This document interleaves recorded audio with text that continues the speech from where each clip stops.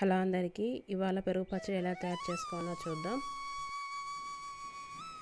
First వంకాయల్ని ఇలా సన్నగా పొడుగ్గా కట్ చేసుకొని ఉప్పు నీళ్ళల్లో వేసుకోవాలి.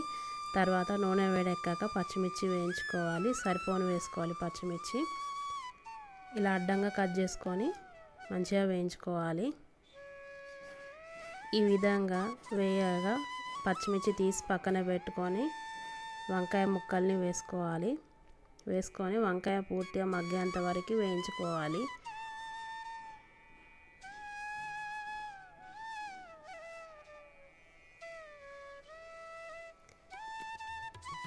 ఈ విధంగా వంకాయ మగ్గిపోతే సరిపోతుంది. స్టవ్ ఆఫ్ చేసేసుకోవాలి.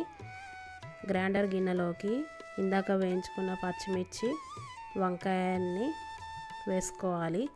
వేసుకొని మెత్తగా పేస్ట్ పట్టుకున్నాక ఆవు పెరుగు తీసుకున్నాను. ఇందులో కొంచెం పసుపు, సరిపోను ఉప్పు వేసుకోవాలి. ఉప్పు వేసుకొని కలుపుకోవాలి. మొత్తం పెరుగు గడ్డలు లేకుండా కలుపుకోవాలి. ఇందులోకి కొంచెం పెరుగు క్వాంటిటీ ఎక్కువగానే పడుతుంది. తర్వాత మళ్ళీ స్టవ్ ఆన్ చేసేసి నూనె హీట్ అయ్యాక పోపు రెడీ చేసుకోవాలి. ఫస్ట్ జీలకర్ర వేసుకొని జీలకర్ర చిటపట్లాడాక ఆవాలు వేసుకోవాలి. ఆవాలు చిటపట్లాడాక ఎండుమిర్చి వేసుకొని వేయించుకోవాలి. తర్వాత కరివేపాకు వేసుకొని వేయించుకోవాలి.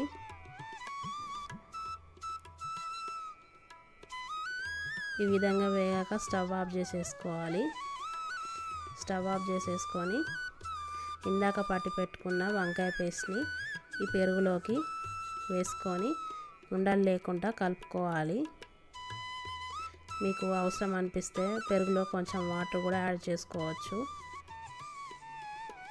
వంకాయ పెరుగు పచ్చడికి కొంచెం వాటర్ ఎక్కువగా పడుతుంది పెరుగులో. మీరు అవసరం అనుకుంటే వాటర్ యాడ్ చేసుకోండి. చిక్కగా అనిపిస్తే